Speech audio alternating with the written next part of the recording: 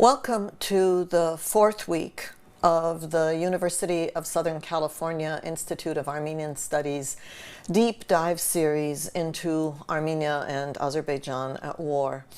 I was just looking at some of the previous week's conversations, which you can find on YouTube, Facebook, on the Institute's site, armenian.usc.edu. And it is crushing, overwhelming to realize that this is now the four completed weeks of 21st century warfare. On the one hand, it's overwhelming to think that all we can do is talk about it. On the other hand, I've been quoting this line that I saw in the Financial Times this week, quoting, of all people, Jacques Cousteau's grandson. And he said, people protect what they love what they understand, and they understand what they're taught. So I would like to think of this deep dive series as the Institute's contribution to what is being taught and what is being understood. Largely because without that, our conversation next week, called The Roads to Peace, will make no sense whatsoever.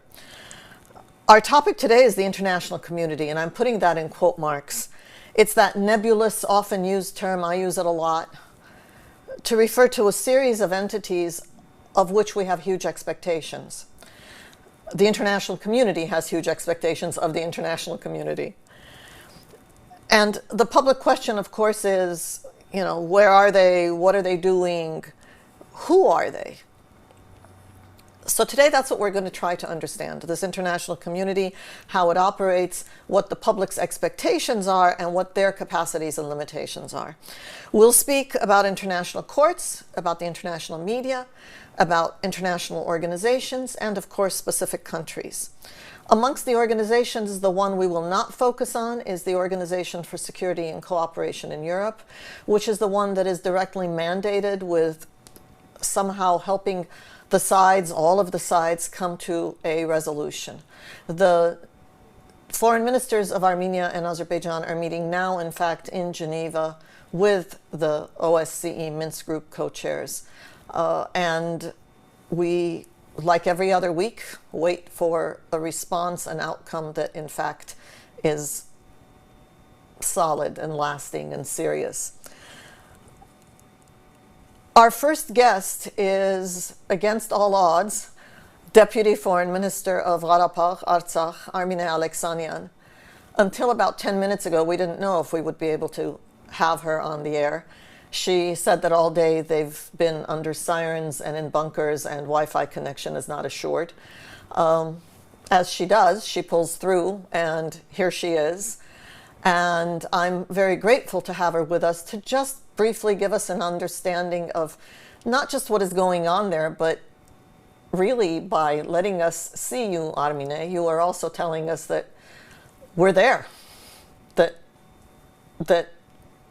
Artsakh is there and continues to hold on against all sorts of great odds. So welcome again, and thank you again.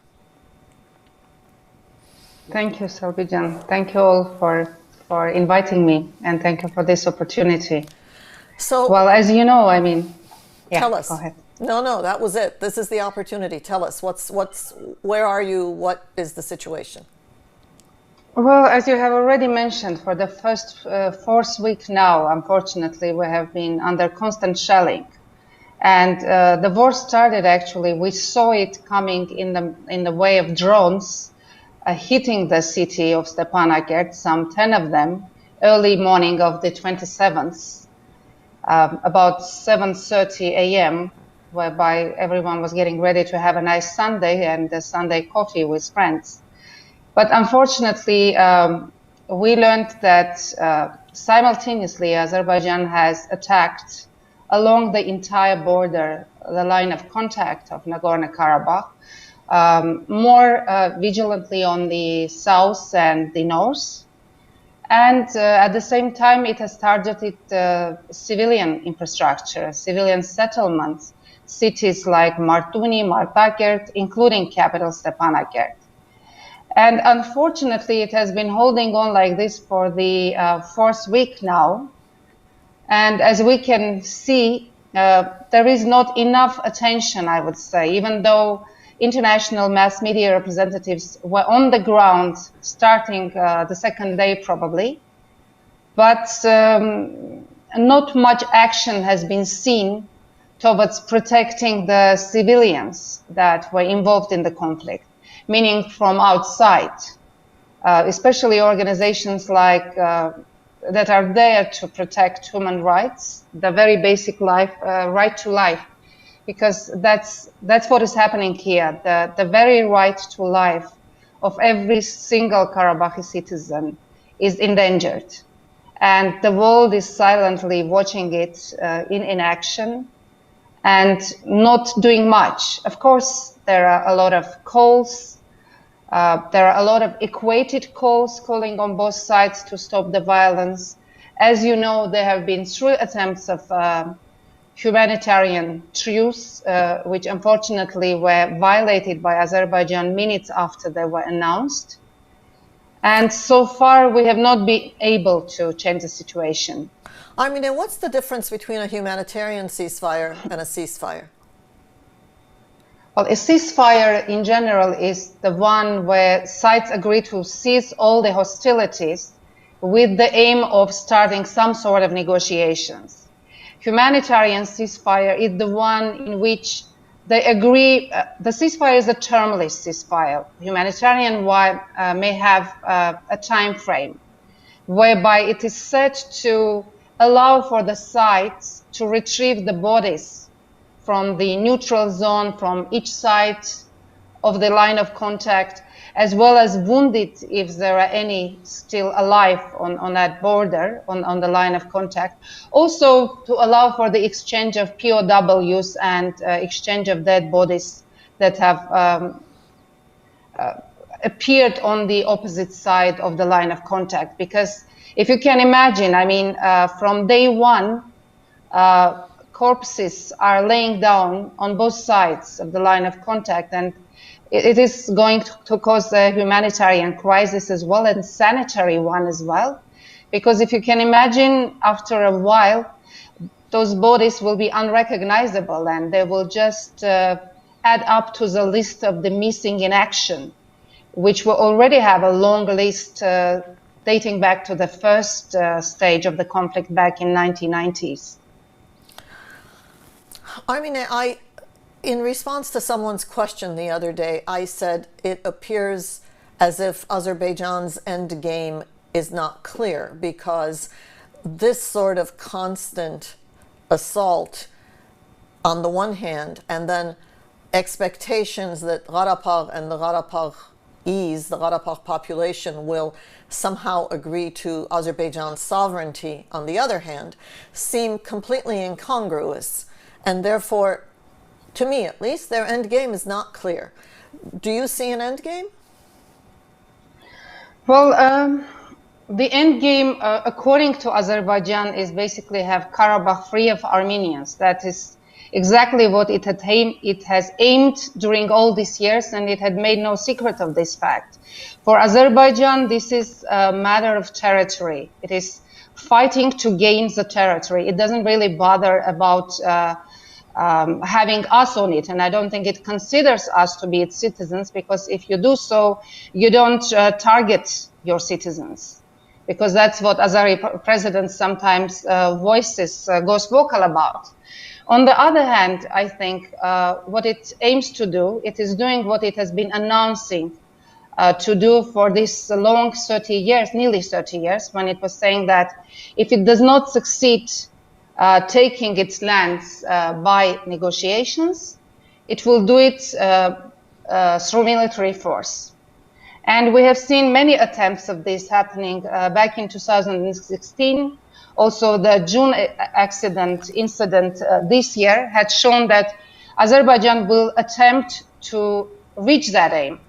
Unfortunately, today, it's not only Azerbaijan, it's also Turkey who has been openly supporting both politically and militarily its neighbor Azerbaijan, and it also had made no secret that it will not stop the hostilities until Armenians are expelled of Karabakh.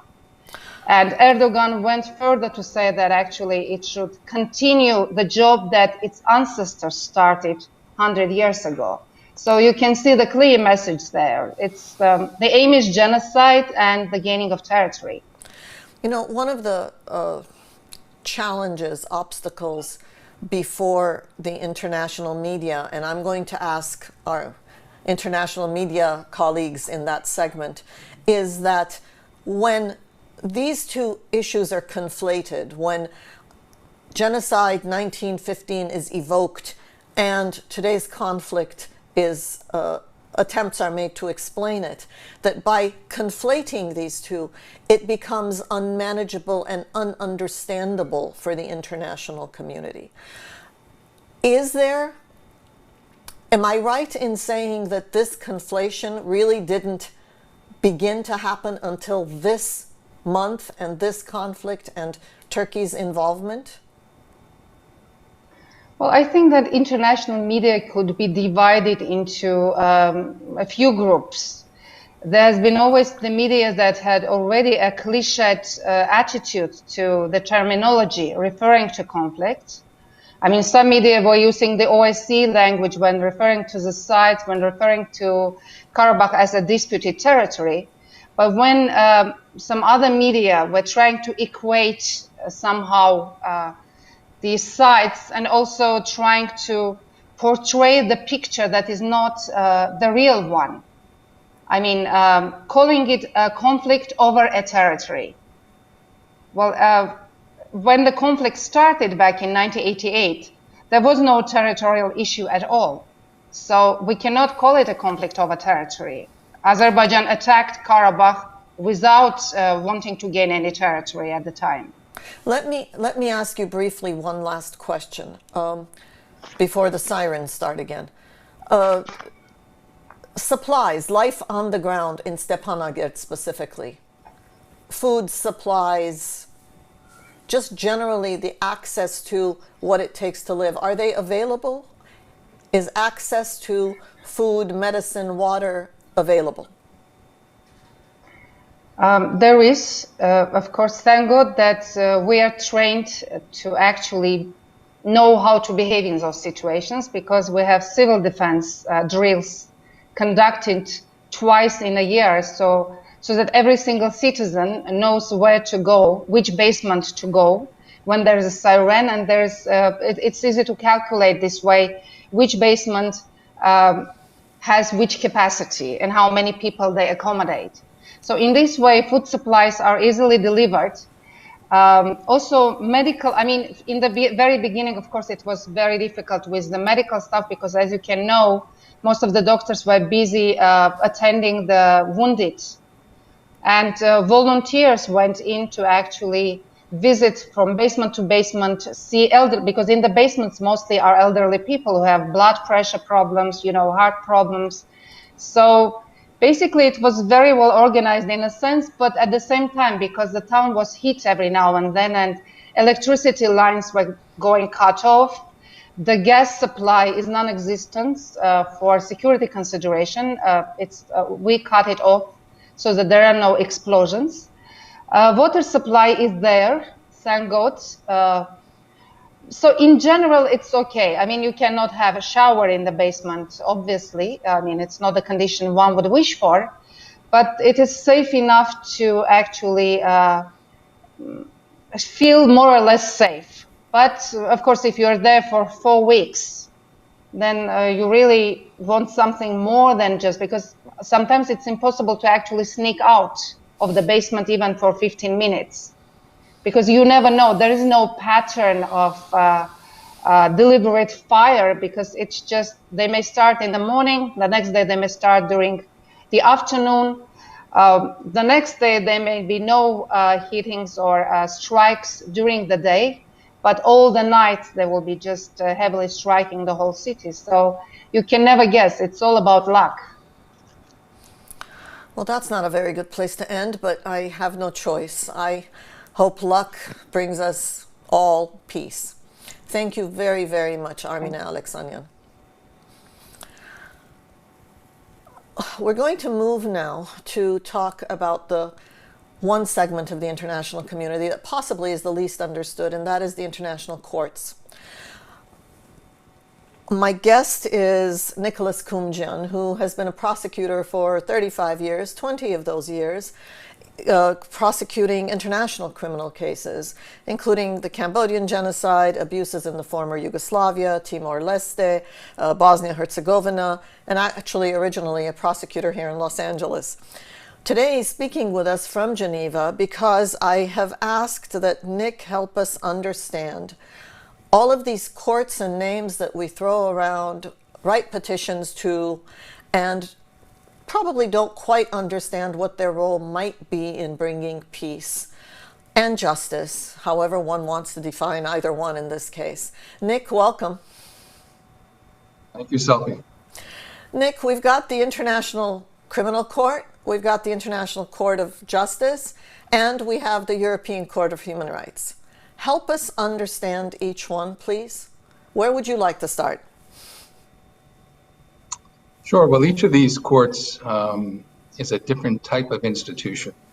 So perhaps I'll start with the International Court of Justice. That is an organ of the United Nations. It's established by the United Nations Charter. And the International Court of Justice hears two different types of cases. It provides advisory opinions to United Nations agencies, United Nations bodies on matters of international law. So, for example, the General Assembly referred to the International Court of Justice at one point a question as to whether or not Kosovo's declaration of independence was in accordance with international law. It also hears disputes between states when it has jurisdiction. So various states have agreed that the International Court of Justice could hear disputes between them, and it's often a provision of international treaties that those that sign the treaty agree that should there be a dispute about the treaty, it then would go to the International Court of Justice. So the International Court of Justice, for example, heard cases involving allegations of genocide by Bosnia against Serbia, and by Serbia against Croatia and Croatia against Serbia. It recently is hearing the case about the interpretation of the Genocide Convention in the case of Gambia versus Myanmar, for example. But that's because there are treaties amongst those parties saying that such issues will be adjudicated by the International Court of Justice? Yes, that's exactly right. Okay. So another example would be Georgia and Russia. Georgia alleged that Russia's actions in Abkhazia violated an international convention against racial discrimination. So is it fair to say that in this case, the International Court of Justice has no jurisdiction over issues of crimes committed during this war?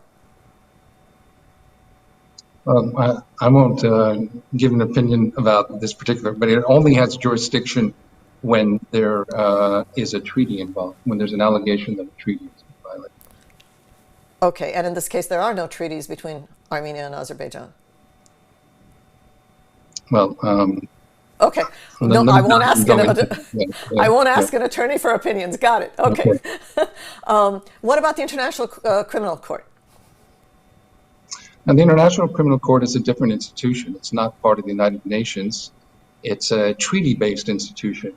There's, I believe, now 123 states that have signed that treaty, but many of the bigger states in the world, more powerful states, have not, such as the United States, China, Russia, and are neither not have Armenia and Azerbaijan. And neither are members of the International Criminal Court. So that court only has jurisdiction over crimes that are committed on the territory of a state party, a state that signed the treaty, or committed by the nationals of a state party, with the exception that the statute allows the United Nations Security Council to refer cases to the court, which has happened in the situation in Libya and the situation in Darfur, where the Security Council referred those situations to the International Criminal Court, giving that court jurisdiction. So unless the Security Council were to refer crimes committed in this war to the International Criminal Court, there is no other way for the ICC to hear these complaints. That's right. That's okay. correct. So that one was an easy one. Therefore, writing petitions to the ICC or the ICJ are probably not going to have sufficient weight to bring these cases to their attention. The courts have jurisdiction according to their statutes. So for in situation where the alleged crimes did not occur in the territory of a state party, it really would require a Security Council referral. Okay. So now we are left with the European Court of Human Rights, which is really a very different sort of forum. Again, it's really based on a treaty. The European Court of Human Rights is designed to hear allegations of violations of the European Convention on Human Rights. So it's an institution part of the Council of Europe. The Council of Europe includes 47 states. 27 of those are in the EU, but 20 other states are part of it. Including Armenia and Azerbaijan. Yes. So it has jurisdiction to hear when there's an allegation of a violation of the Convention of Human Rights. And those cases could be brought either by an individual or by a state. And in fact, Armenia and Azerbaijan both have brought cases to the European Court of Human Rights, also called the Strasbourg Court. And even in this conflict, there's been a petition brought before the European Court of Human Rights, and that court has given provisional measures. And provisional measures mean that the court can say that while a case is pending, it can order parties to take certain actions or refrain from certain actions. So I believe the order ordered both parties to respect civilians and to preserve the rights to life and other rights of civilians. That was at the beginning of this conflict, this month. Correct, yes. So that brings us to our most important possible last question. Enforcement? Does the court have enforcement capacity? None of these courts really have enforcement. When you talk about international law and the enforcement of judgments, it again comes back to states. The International Court of Justice could refer a state for failing to obey its orders, could refer that to the Security Council. And the Security Council, of course, is made up of states. So it's up to states to enforce these judgments. Even the International Criminal Court, which only deals with allegations against individual criminal responsibility, it doesn't have its own police force. It depends upon states enforcing its orders and judgments. In conclusion, at this moment, none of the three courts can do any more than they have already done. The first two, Armenia and Azerbaijan, are not party to. The last one, yes, they have in fact come up with a decision that should be welcomed by the international community, that is, refrain from hostilities and abuses, and yet they do not have the capacity to enforce, and really no other body does either. Is that a fair summation, sir?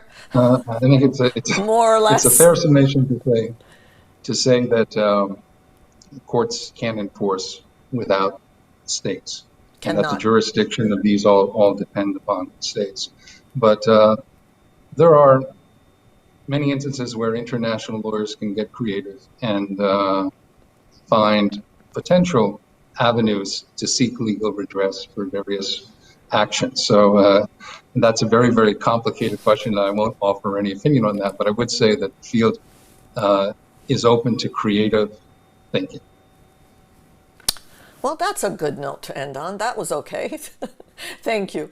Thank you, Nicholas Koumjian.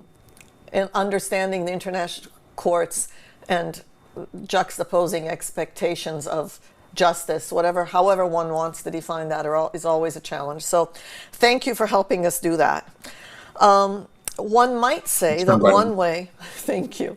One might say that one way to help bring enforcement of judgments, even if it is, for example, the European Court of Human Rights judgment just earlier this month, calling on all parties to refrain from abuses, one might say that the way to do that is through the media, the international media. And heaven knows expectations of the international media are immense. What is not as well understood is what the expectation is of the international media's involvement, especially given that media today means many different things, not just classic legacy traditional media, but also social media with all of its benefits and not. And also media whose job it is, it seems, to kind of parachute in and do something and possibly go out with a piece that maybe is commensurate with expectations of objectivity and all sides, and how difficult that is in a conflict like this. So I've now made a rambling sort of introduction as a way of introducing our new guests. Daniel Sneider, who was at the time, 30 years ago, with the Christian Science Monitor, is today at Stanford a lecturer on international policy and East Asia. But the war brought him back to this topic, and just earlier this week, he had a piece again in the Christian Science Monitor called A Reporter's Regretful Collections. So I want to welcome Dan. I also want to welcome Vicken Cheterian, who is a lecturer at Webster University in Geneva and also at the University of Geneva. This is our Geneva Day, it seems. He also writes extensively for Le Monde Diplomatique and other European publications. And he fits in with this tradition of the journalist scholar that Europe still fosters and enjoys, I think. And of course, welcoming back, thankfully, is Emil Sanamyan, who is editor of the Focus on Karabakh platform on the USC Institute's website, armenian.usc.edu. Emil is a writer, analyst of politics and security in the Caucasus and the wider neighborhood, and much sought after always, especially these days, on issues of military developments, diplomatic developments, and unfortunately also geographic developments. So welcome all. I think, Dan, we will start with you and talk about those recollections. I mean, Vicken was there on the ground soon after you, but you were there in the early 90s. And what did this all evoke? Not just about what is happening, but about how information about what is happening does and doesn't get out. Well, first of all, thank you very much for having me. This was for me as a reporter, and I was the bureau chief of the Christian Science Monitor in Moscow from 1990 through 1994. So I observed some pretty momentous events from a historical point of view. But even amidst that sort of big framework of watching the collapse of the Soviet Union, the end of Soviet communism, the war in Nagorno-Karabakh had a very powerful influence on me. For some reason, I went down there very early. I was in Armenia in 1990 and 91. I was watching the sort of drive for independence, the revolt against the Soviet Union from an early point. And I covered the conflict for many years, and I was in and out of Karabakh many times. And I also went to Azerbaijan. I interviewed Aliyev when he was sitting in Nakhichevan. So Father Aliyev, before he became president. Haidar Aliyev. And I've had two feelings as I've been watching events, and I've stayed in close touch as much as I can looking at what was going on in the region. One is, of course, this powerful sense of deja vu, because the descriptions, particularly in just listening today to talking about people huddled in basements in Stepanakert, I was there when the rockets were coming down from Shusha, and even when there was no corridor, when we had that very narrow air bridge in, and it immediately brought back, for me, flooded back immediately the imagery and the feeling of what that war was, and also the way that civilians have been the targets of this war. It's not just a matter of combatants. But the other thing is I am very disturbed by the lack of coverage. That was in some ways always a problem, but it's even more of a problem today. We have such a distracted media landscape, both in terms of what gets people's attention, but also the fragmentation of the media, the lack of resources for traditional foreign correspondents to be able to operate in these areas. And I find that both of those things drove me to write what I wrote. How do we, and Vicken Cheterian, please jump in, because you two have been following this conflict for a very long time. And in addition, of course, you also know Central Asia. How is this one of those rhetorical questions that never has an answer? Why isn't the media more interested, and what can people do about it? Is there, in fact, a direct path to securing not just greater media attention, but deeper and meaningful media attention, not the parachuting kind? Vicken, what do you think? Good evening, Salpi and everyone. So you know that today in Geneva, where I live, where I'm from, the ministers of foreign affairs of Azerbaijan and Armenia, Mr. Bayramov and Mr. Munatsaganyan, had a meeting. You know about this in Los Angeles. Many people know about this living in the Caucasus. But the evening news in Geneva will not talk about it. The population of Geneva will not know about it. Because such meetings happen very often here. It's of no newsworthy, so it's not reported. I mean, the way media functions has its own mechanisms. When the last round of fighting started in Karabakh on September 27, Swiss media, European media reported about it as news item. And later, if they had any feature items, they also broadcasted. But you know that this is very difficult to produce. Azerbaijan blocks journalists from coming into its land and reporting freely. There's very heavy censorship. For journalists, going to Karabakh is complicated. It's difficult. We are living in a COVID period, so the pandemic limited movements, cut down budgets. So you will not get the kind of attention that you hope for.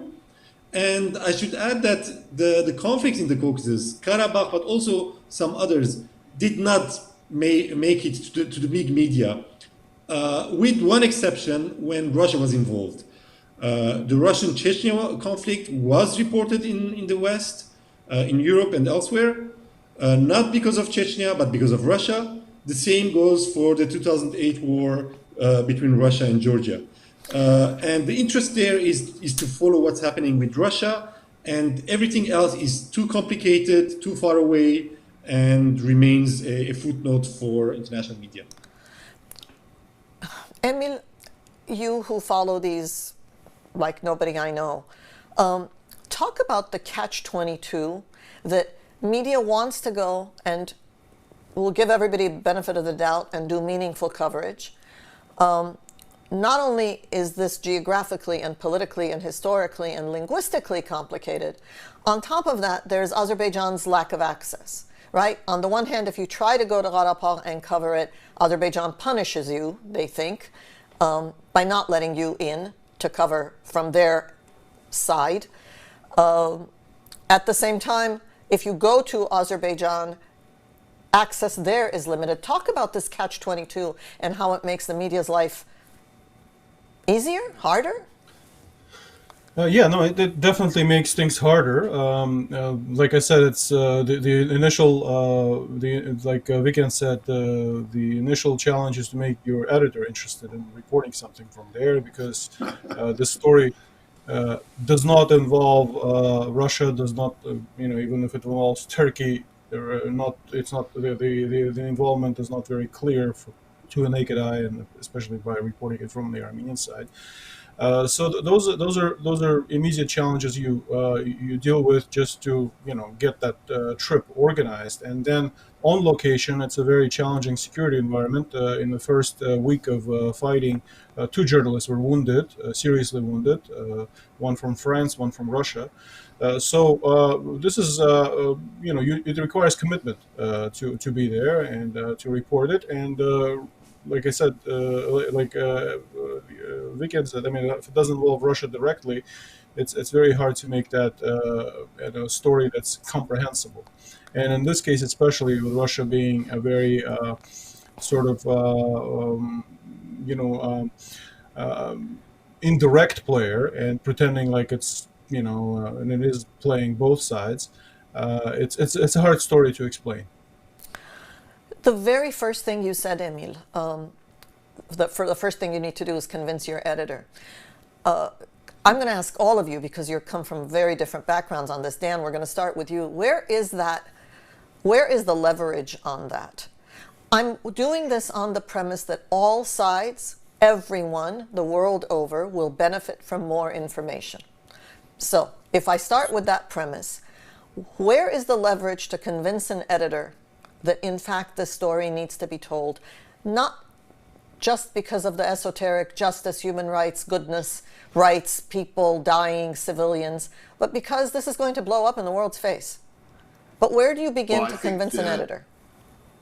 Well, absolutely. If you're trying to get an editor engaged, the geopolitical framing of this story, which may in fact be not the best way to look at this conflict, but it's the one that sells, if you will, the most, because you can engage on the question of regional conflict, the linkage between what's going on there and the Syrian conflict, Turkey versus Russia, the role of the United States or the lack of a role of the United States. I think that framing certainly gets people's interest, but I think the challenge, and referred earlier, the challenge is how to explain this conflict in a way that doesn't distort it, that has some historical accuracy to it, and that's not easy to do within the confined space that journalism offers you. I mean, I confronted that all the time, and I still did just writing this last piece. I mean, you don't want to, is it a religious conflict? Well, no. Is it a conflict about territory? Not exactly. It's about identity. It's about history. And to do all of that in the space of 1,000 words, not so easy to do. I do think that there's always this conflict, and maybe all wars, this is a problem. When you have a war, you have to pick one side or the other in which to enter the battlefield and report on it. It's worse because the Azeris do this, play this stupid game of if you go into Armenia first, you can't go to Azerbaijan. And by the way, this is not just about this period. They've been doing that for a long time. My son happens to have been the Economist magazine bureau chief in Moscow until March, and when he was down, went down to Armenia and to Karabakh, the Azeris basically said, "That's it, you can't come here." So that's an old thing for them. I think the problem is, whatever side you're on, it tends to shape the way you see and even report a conflict. And I've seen this with the New York Times, not to call anybody out in particular, but the New York Times story written by Troyanovsky, wonderful reporter, out of when he went to Karabakh, I thought was a good, very good story and very powerful. And it made it to the front page of the New York Times, which is great. And then you have Carlotta Gall, who's coming out of Istanbul and going to Azerbaijan, and her framing was completely different.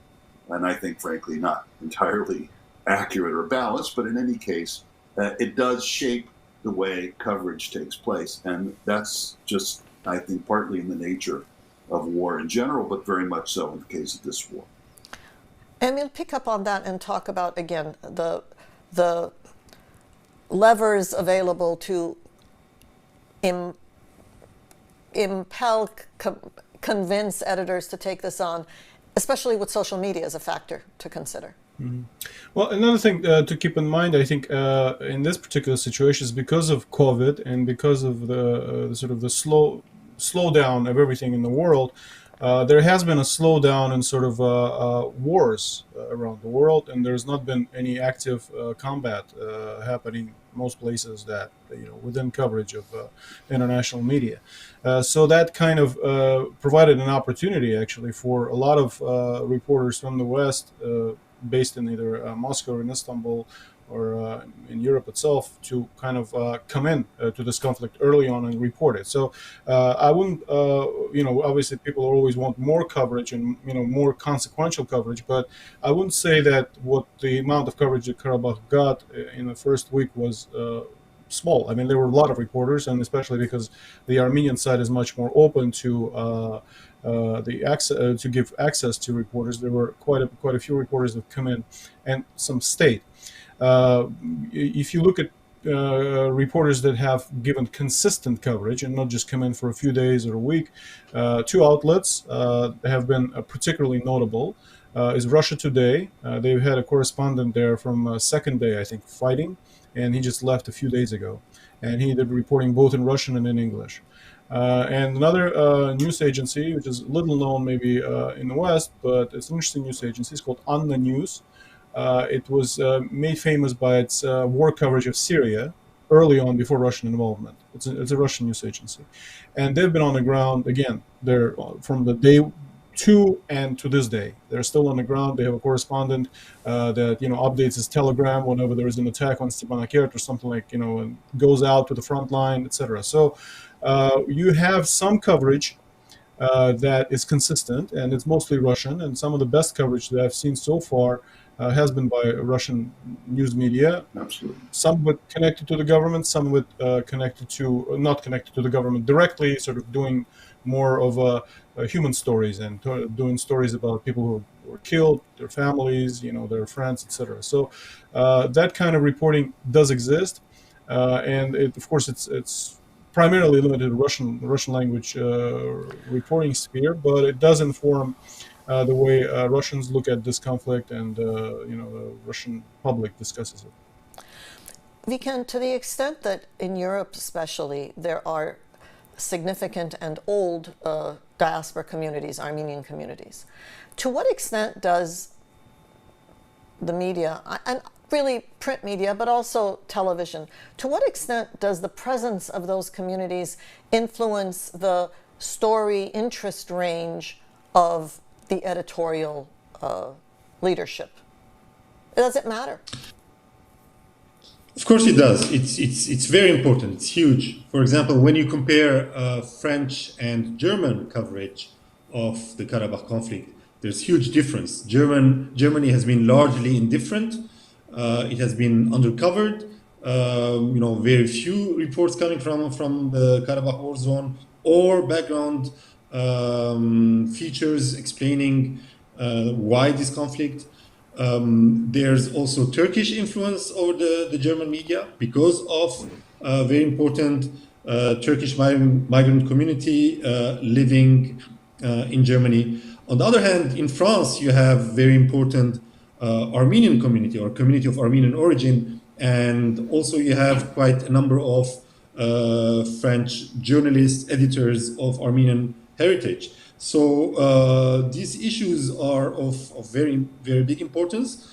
And on top of it, when you have your nationals involved in one way or another in the conflict, when you have, for example, French citizens present in the conflict area or parliamentarians visiting it, this attracts coverage. So yes, the communities are very important for the media institutions as well as for the political institutions.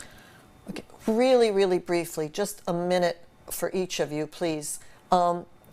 Something about the fact that the flip side of this is also true, that not only are there Armenian communities, but there is significant interest in relations with Turkey. Azerbaijan in its own case, but for the moment, let's talk about Turkey and how that impacts the media's interest. A, and B, do you want to say something really quick about social media generally and whether it feeds the information gathering need or obstructs it because it becomes such a superficial sort of game often? Vicken, you start, but we're going to do this really fast and end with Dan. Social media is a very difficult space because there's so much propaganda there, there's so much manipulation, but also so much anger. You know, on social media, when you go on social media to follow the events of Karabakh or any other conflict, you have a feeling that people are shouting at each other and not, you are unable to understand what is happening. So one should use social media with caution, because otherwise you very quickly move away from understanding or trying to understand events to be kind of poisoned by this propaganda. And understanding is absolutely important because it's the only way to follow the events, but also it's the only way to think about the period once this war stops and the next stage starts. Thank you. Emil?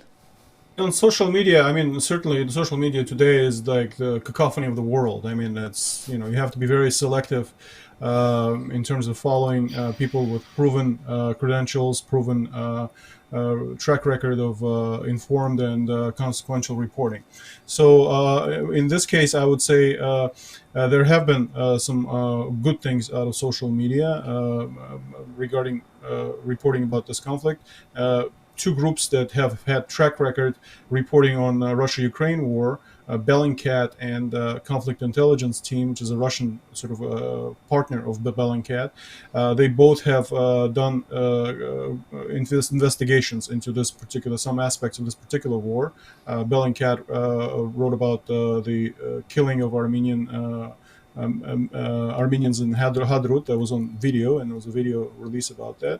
And CIT recently did an investigation into the mercenary participation in the war, the Turkish-Syrian mercenary participation in the war. So, and most of their sourcing, comes from via social media, and things like satellite imagery are much more available right now for everybody to be able to, access and look at, geolocate certain videos, etc. So that's the most consequential, I think, social media impact here. Dan, what do you think? Well, I'm a Twitter user, and it's useful for getting your things out and seeing things, but mostly, I have to say, I also depend heavily on Russian media. Also, by the way, French media, Le Monde has been very good. But Bellingcat, Medusa, The Bell, there are a lot of good independent Russian media out there. Russian reporters are smart. They know the area well. I think anybody coming out of Moscow is going to be better informed and have, I think, a better access to the situation. I think as far as Turkey goes, I think that's the big geopolitical question here, and it does engage people. I think the analysis I keep hearing is that the Turks are getting revenge on the Russians for what they did in Syria. This is the Syrian conflict being carried out in another arena. I find that a compelling argument, but I'm not sure it entirely explains things. But in any case, I think that's the sort of entry point by which you can engage people who are not paying attention otherwise. And that's sort of beyond the diaspora, beyond the handful of people who really care about this. That's the way to get people to think about what's going on and why it matters. Thank you. In fact, the last segment of today's program is specifically about Turkey and how Turkey's presence in this war, I'm not calling it a conflict anymore, has impacted all of the rest of the discussions about the international community. So that's a perfect segue to the last segment. Thank you, Dan Sneider. Thank you, Vicken Cheterian. And I hope to continue this conversation in another format soon, because at the end of the day, these are the key elements. Emil and I will continue on to the next segment now. And our guest is going to be Nate Schenkkan, because the other part of this conversation about the international community is about international organizations. And of course, when we speak about international organizations, there are the very large ones like the United Nations, the European Union, if we can call that an organization, the Council of Europe, the OSCE, which, as I said, we'll talk about next week. But there are, of course, the many large NGOs, non-governmental organizations, international, that are key to understanding movements, non-governmental processes in various countries. And Freedom House is certainly one of them, and Nate Schenkkan has been with Freedom House now for nearly a decade on various different projects, and prior to that he was a journalist. So welcome, Nate. Thank you for joining us in this conversation to try to kind of understand international organizations, what they can and can't do. And my fear is that in some ways you're going to tell us that in the context of international organizations, they are in many ways limited in the same ways that Nick Koumjian told us international courts are limited. But we'll start at the top. Welcome. Yeah, thank you. Yes, I mean, I've obviously been listening to the discussion, and so I'll try not to reiterate things that have already been covered. I warn, I'll start out very pessimistic, and then maybe I'll get a little optimistic at the end. Look, we're talking about the international community writ large. The international community is a fiction, right? It's a useful fiction. It's a good fiction. But it's a fiction that we create ourselves over and over again through our actions and through our participation in it. And the unfortunate truth for Karabakh, for Armenia, for the whole South Caucasus right now, is that we are at a moment of particular weakness and imbalance, and some might even say collapse, of a previous form of the international community or the international order.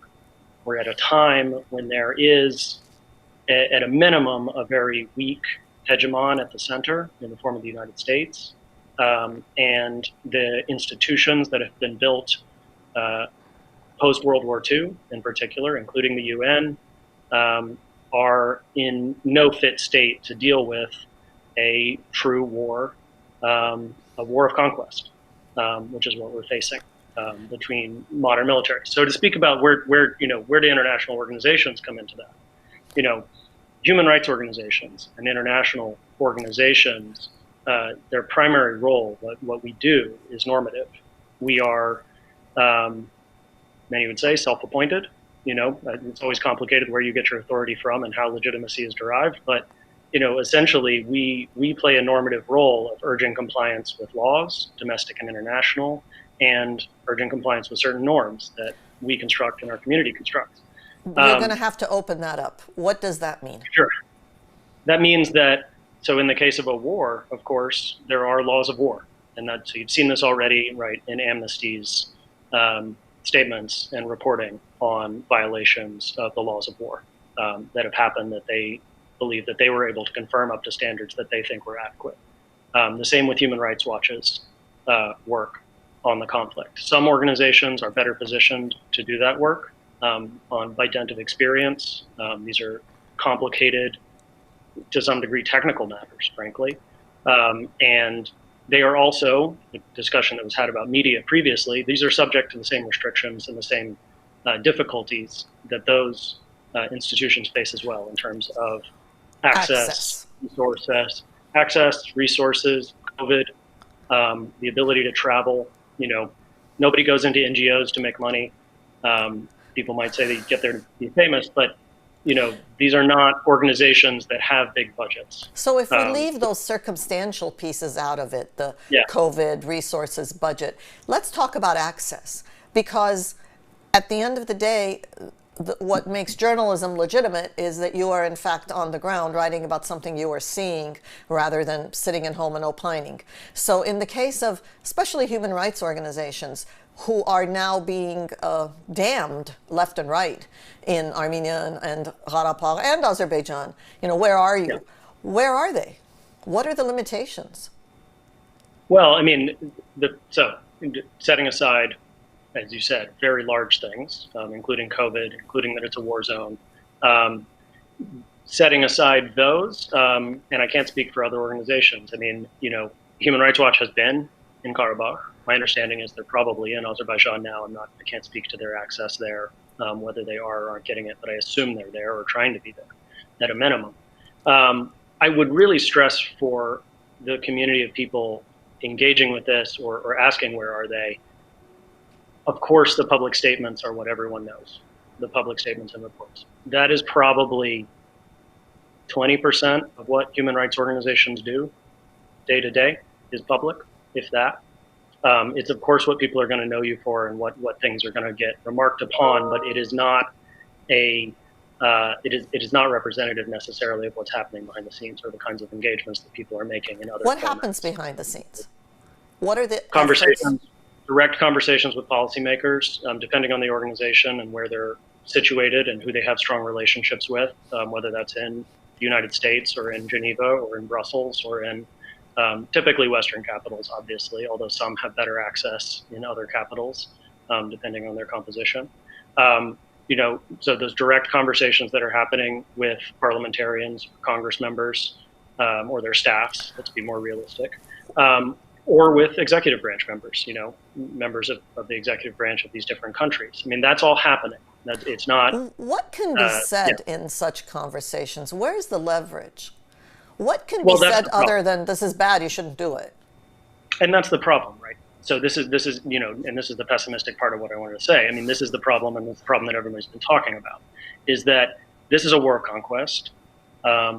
Azerbaijan, with very firm Turkish backing, is seeking to take over this territory, and if that involves expelling the people who live there, they will willingly do it. The tools that this international order has built up for dealing with that were never particularly good for dealing with that in the first place, in a place like the South Caucasus. They might be acceptable now at this stage in, say, the Balkans, but they obviously weren't acceptable in the Balkans in the 1990s. Nate, so, yeah, go ahead, Emil. Sorry. Sorry to interrupt your flow, but we're in the fourth year of Trump administration. A lot of things have changed since Obama, but we'll remember Sam Power setting up this Atrocities Prevention Board.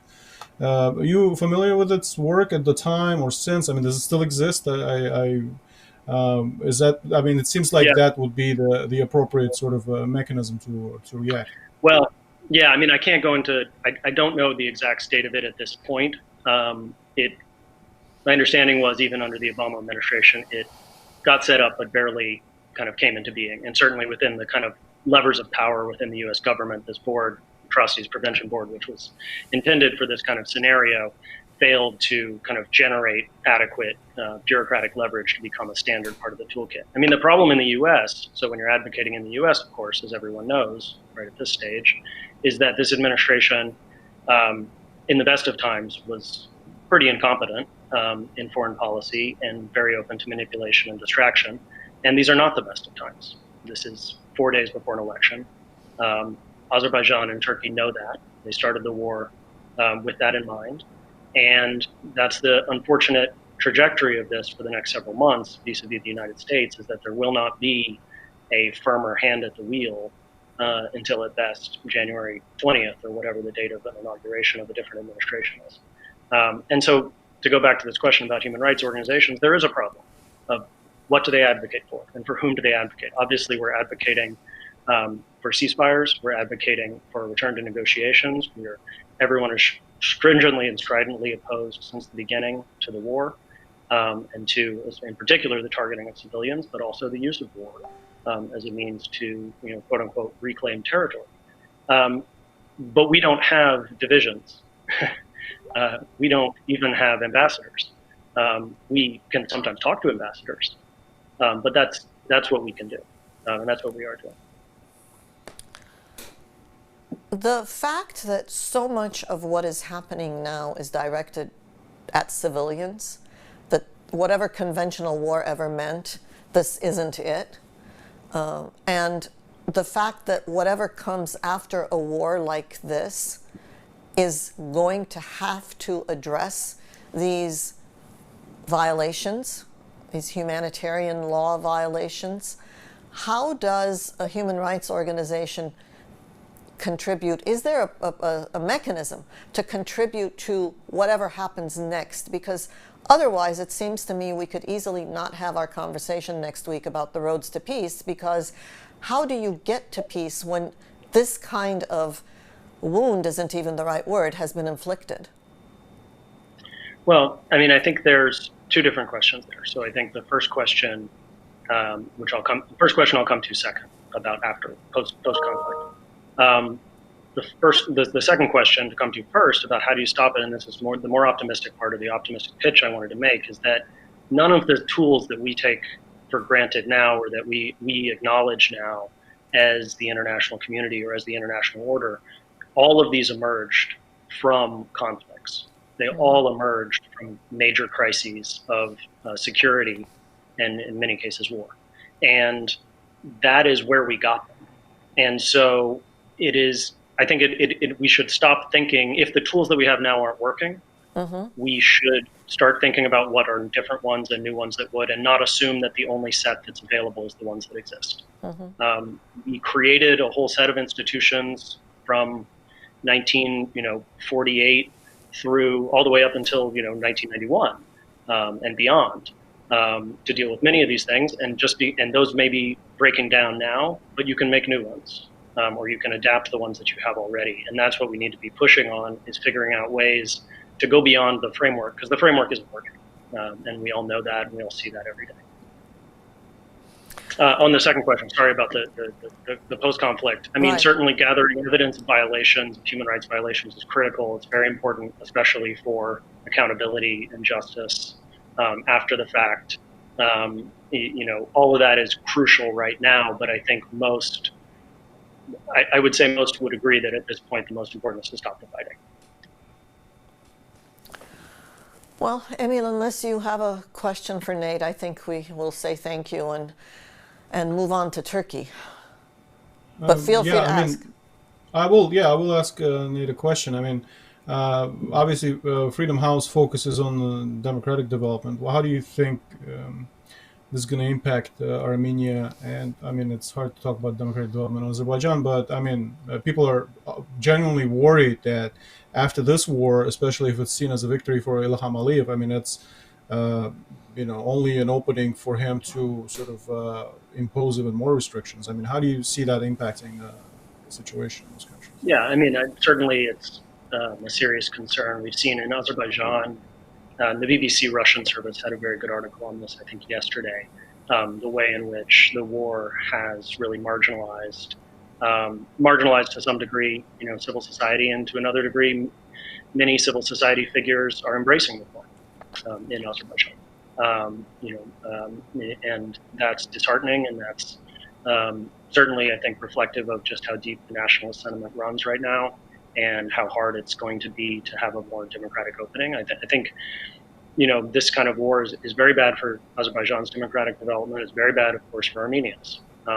And there's nothing good that comes from the militarization and the military conflict that comes out of this. All of those things are going to have a negative effect.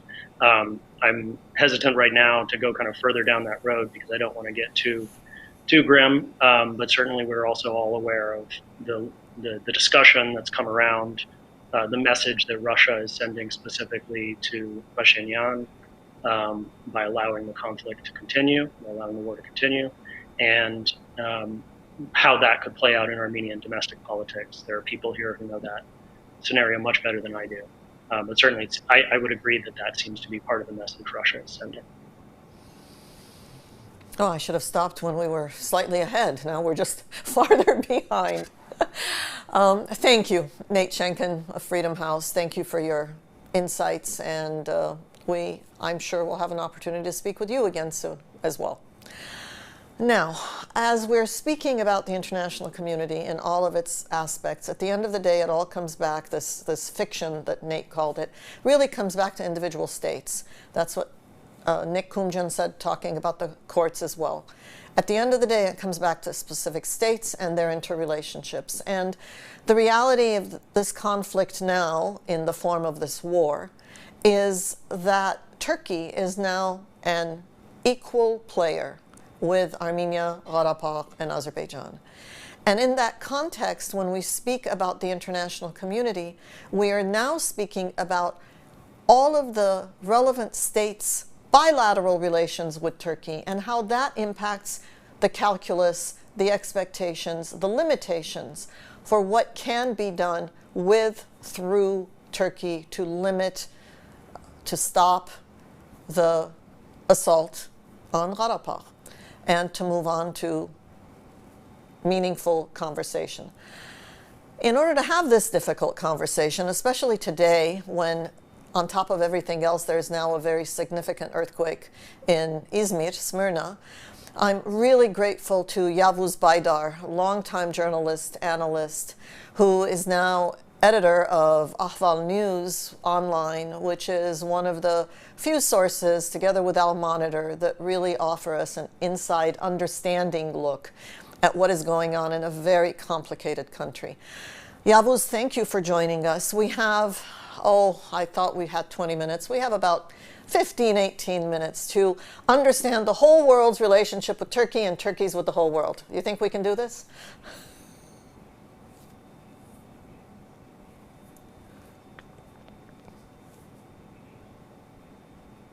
Mike. Yavuz, we're going to ask you to change something in your settings because we don't have audio.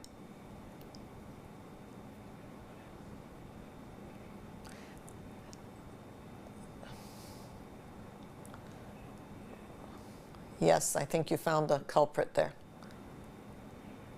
No. You need to refresh the browser, probably.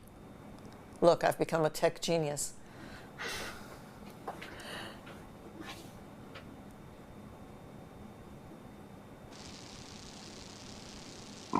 Yavuz Baydar?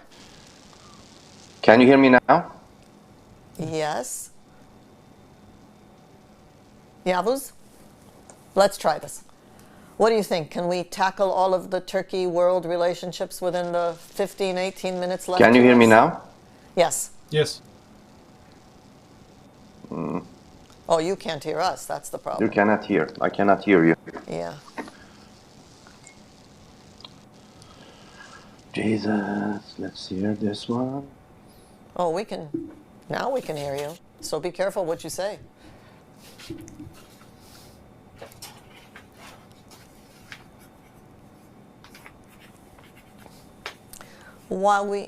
Can you hear me now? Yes, but can you hear us? Yes, I can. Lovely. So, sorry about this glitch, but It's all right. This gap gave you some thoughts about what has been said. Consider what has been said so far. Yes, thanks for having me, Salpi. Of course. Yavuz, let's start by, to save time, let's start by parsing these into the 3, 4, and Emil, if you think the divisions need to be made differently, you'll say something. Let's parse this into the 3, 4 pieces. Turkey's relationship with Russia, obviously, and how that's going to impact this. And this is from the perspective of Turkey, huh? Turkey's relationship with the EU and how that's going to impact what the EU does or doesn't do. We can talk about France specifically, but really France's power is derived from the EU. The United States, of course. Iran, of course. The very changing relationships with the rest of the Middle East, and whether that gives Turkey greater strength to move in these new areas or not. So that's a little bit, right, for the 15 minutes or so we have left. 24 hours is okay. You know. Okay, all right. So let's start with, Emil, we'll start with Russia? Yes. I mean, yeah. Yavuz, go ahead. Go on. No, go on. Well, let me just frame this way. I just recently expressed sort of an unpopular opinion in Armenia via CivilNet that Armenia should be talking to Turkey about this conflict and not, sort of dismissing this, just, Turkey being, bad as usual towards Armenians and, there's nothing to talk about. Turkish government, Turkish officials have made it clear that the diplomatic prize they're looking for is their participation in negotiations. What can Armenia realistically expect? Should it agree to bring in Turkey into this process, either bilaterally, through bilateral outreach towards Turkish government, or by involving Turkey in these negotiations? By and large, it will not be happening because the Russians are against it. And even before Armenia, Russians are opposing it. They are extremely reluctant to have Turkey as part of the negotiations. Turkey is, as everyone knows, part of the Minsk group, and when you allow a Minsk group member as one of the main actors at the table, the other Minsk group members will also have all the rights to oppose and say that they want to be there as well. So the Russians know this, but I think the bottom line is, as we see day after day, with the developments, there is no real lasting trust between Moscow and Ankara. This was said in various closed-door meetings from the Russians, from Kremlin advisors to the Turks, that historically these relations will not be happening, will not be, going to the stage of trustful, confidential relationship between Moscow and Ankara. And this was also expressed by, carefully by Lavrov, I think, recently, saying that, okay, we are partners and we will remain partners.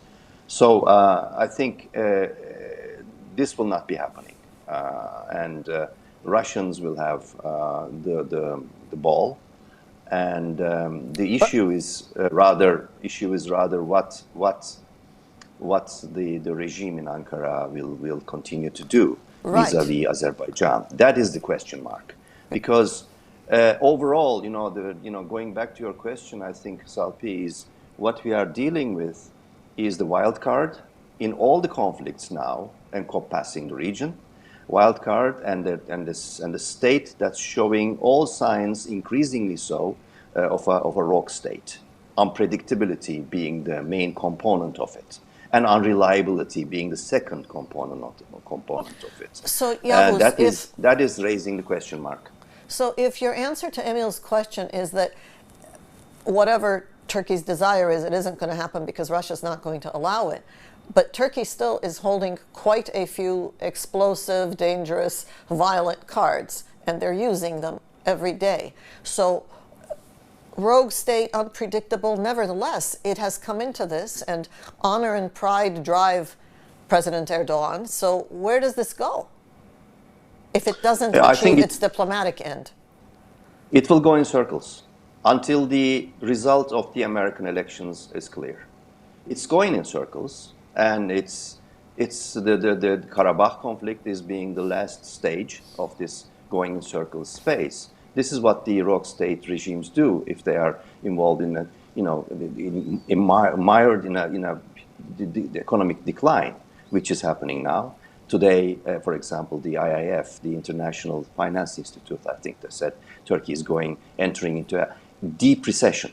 So this is the fact. What tools does Turkey have vis-a-vis Russians? I think as long as the fact remains, the presence of the mercenaries and jihadists in the southern Caucasus, Russians, I think, will basically block it until, and it's been told by Shoigu and Putin several times, and Lavrov as well, that they should pull out the mercenaries. And remember, also the unpredictability is not only about Erdogan. It's very hard to see who is running the show really behind the scenes in Ankara. Are the ultra-nationalists led by Bahçeli, former officers, pushing the connection between Azerbaijan and Nakhchivan now from south side of Karabakh? All these issues are really out as ambiguous components of what we are trying to find answer to. So let's flip the question. What are Russia's dependencies on Turkey? And not much. I mean, this is basically trade, and they also, Russians see, Putin sees Turkey as we all know, a very useful tool, like a ram to drive a wedge within NATO, and also push divisions into the European Union. And that's why Russians are acting very carefully. Okay, and what about Turkey's dependency on Russia? What are those dependencies? Again, trade, nothing much more than that. I think that's where it stands, and that's where it stays.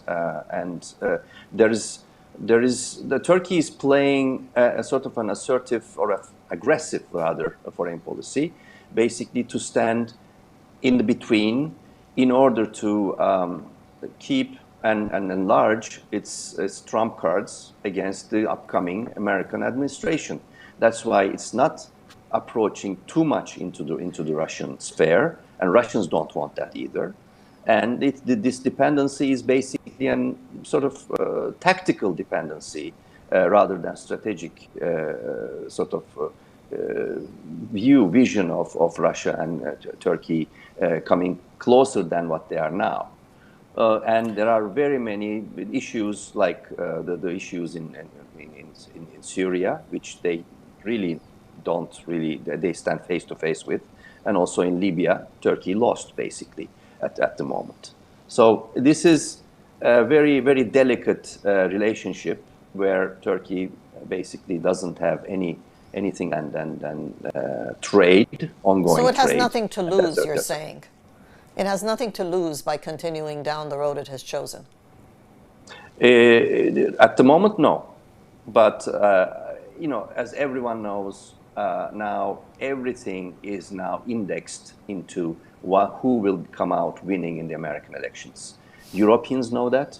I was speaking to a French diplomat recently saying we have come to the end of our ability to push the European Union to basically impose sanctions or to tell Turkey to sit at the table because we cannot convince.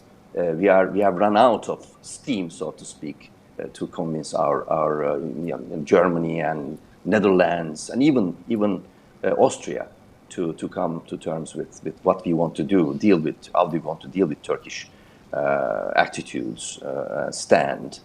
So this is, and then when I asked him the question, what are you waiting for? He said two things. One is we basically wait for Erdogan to, by natural reasons, to leave, or we wait for we wait for the election results in the United States. Everyone is doing so, he said. So this is where it's at. So we can continue to analyze more and more and more, but I think that will be the game changer at the end of the day.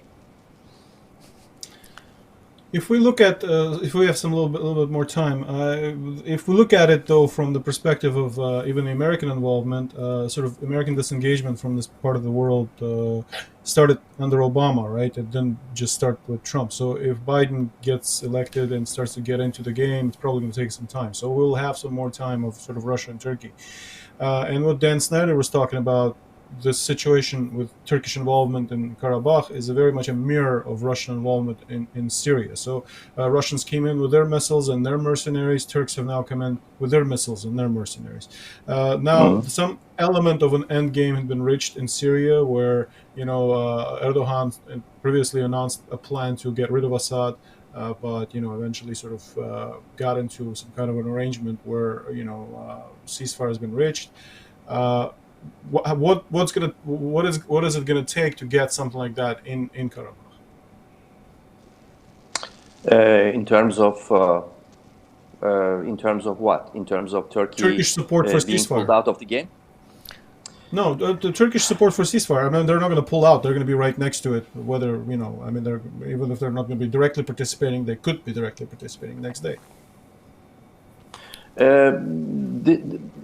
As long as it goes now in Azerbaijan, Turkish presence will be there.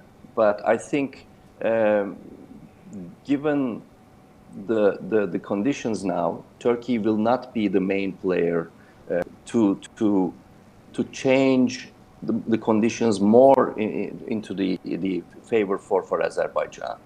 I think they are exposed, as I said, and the exposure is very clear with the presence of the mercenaries, and also the recent Russian destruction of the Turkish drones are telling that the Russians are basically on hold, on standby to block Turks to continue to support more actively or more visibly the Aliyev administration.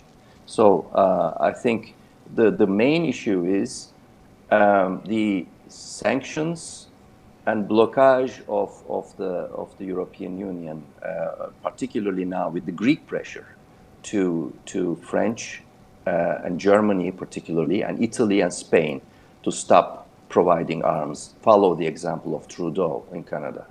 And when this starts to happen, if this starts to happen, I think Turkey will be both confronted by not only by the Russians in the coming weeks or months, but also about the European Union